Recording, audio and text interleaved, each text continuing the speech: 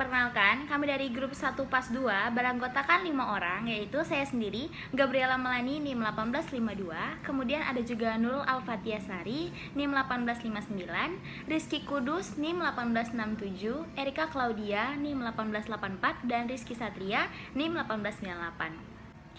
Pada kesempatan kali ini, kami akan membahas tentang fermentasi pangan pada produk yogurt. Yang akan kami bahas yaitu yang pertama, pengertian fermentasi dan yogurt, kemudian reaksi dan hasil reaksi, kemudian ada pemanfaatan di dunia pangan dan kesehatan, ciri-ciri yogurt yang baik dan yang rusak, kemudian ada proses pembuatan dan prinsipnya, dan yang terakhir yaitu sejarah dari yogurt. Di sini saya akan menjelaskan tentang fermentasi. Secara umum, fermentasi dapat diartikan sebagai proses produksi energi dalam sel dalam keadaan anaerobik atau tanpa oksigen. Dalam pemrosesan bahan pangan, fermentasi merupakan perubahan karbohidrat menjadi alkohol dan karbon dioksida atau asam amino organik dengan bantuan ragi, bakteri, fungi, bahkan dapat ketiganya, namun tetap dalam keadaan anaerob. Fermentasi biasanya bersifat menguntungkan. Manfaat fermentasi lainnya dalam bahan pangan yaitu memperkaya varian produk pangan dengan menambah tekstur, aroma, dan rasa, mengawetkan produk pangan, memperkaya nutrisi makanan dengan menambah protein, asam amino, serta vitaminnya, serta mengurangi waktu dan sumber daya yang diperlukan dalam pengolahan bahan pangan. Salah satu produk pangan yang dihasilkan dari proses fermentasi adalah yogurt. Bahan dasar yogurt adalah susu yang kemudian difermentasi dengan bakteri Lactobacillus bulgarius. Fermentasi yang terjadi pada yogurt adalah fermentasi laktosa, yaitu gula susu yang menghasilkan asam laktat dan berperan dalam protein susu untuk menghasilkan tekstur seperti gel dan rasa yang unik pada yogurt. Yogurt biasanya kaya akan protein, vitamin B, dan mineral. Saya akan menjelaskan mengenai sejarah yogurt sendiri. Yogurt sendiri ditemukan pada tahun 4.500 tahun yang lalu, yang dimana ditemukan oleh seorang pengembala kambing yang tidak sadar terjadinya fermentasi pada susu sehingga mengeras, namun tidak terjadinya basi pada susu tersebut. Barulah pada tahun 2 Masehi yogurt mulai masuk ke daerah Eropa dan mulai mengembangkannya.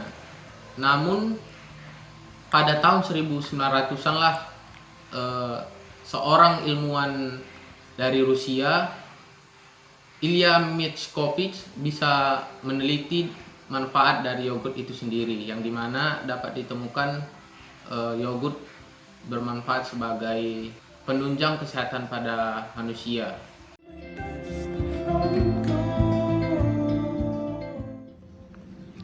Baiklah, pada sesi ini saya akan menjelaskan cara pembuatan dari produk yogurt. Yang pertama yaitu mempersiapkan alat dan bahan yang akan digunakan, seperti susu, gula, penstabil, ataupun alat-alat seperti wadah, kain saring, dan sebagainya. Kemudian, alat-alat yang digunakan sebaiknya disterilkan terlebih dahulu, seperti botol jar, wadah, kain saring, sendok, dan sebagainya.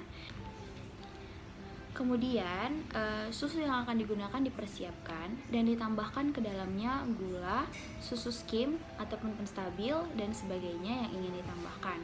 Selanjutnya, susu yang sudah ditambahkan dengan adonan-adonan tadi dicampurkan menjadi satu di dalam suatu wadah dan dipanaskan pada suhu 85 derajat sampai dengan 90 derajat Celcius selama 15 menit sambil diaduk.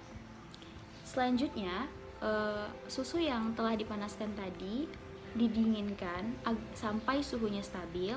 Kemudian dilakukan proses penginokulasian bakteri atau pemindahan dari bakteri yang akan digunakan ke dalam bahan yang sudah dipersiapkan. Kemudian ditutup rapat sehingga kondisinya itu yaitu anaerob atau tanpa oksigen. Selanjutnya, susu yang telah diinokulasikan tadi difermentasikan dan diinkubasikan selama 12 jam pada suhu 43-45 derajat Celcius. Baiklah, saya di sini akan menjelaskan tentang reaksi dan hasil reaksi dari yogurt. Reaksi yang terjadi secara kimiawi yang dibantu oleh bakteri secara anaerob dilakukan dengan merombak glukosa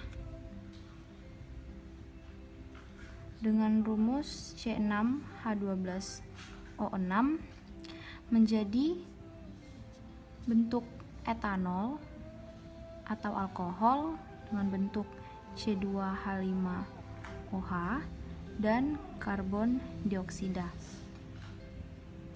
Reaksi ini dibantu oleh adanya bakteri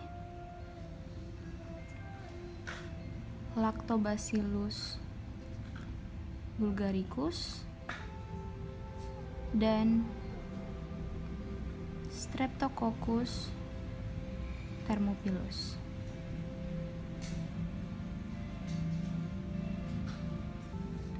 Bakteri Lactobacillus bulgaricus ini sangat berperan penting dalam menciptakan rasa yogurt. Sedangkan untuk Streptococcus thermophilus sangat berperan penting dalam menciptakan kondisi yang sesuai untuk bakteri dari Lactobacillus bulgaricus serta membentuk tekstur dikarenakan adanya reaksi enzimatis akibat pH.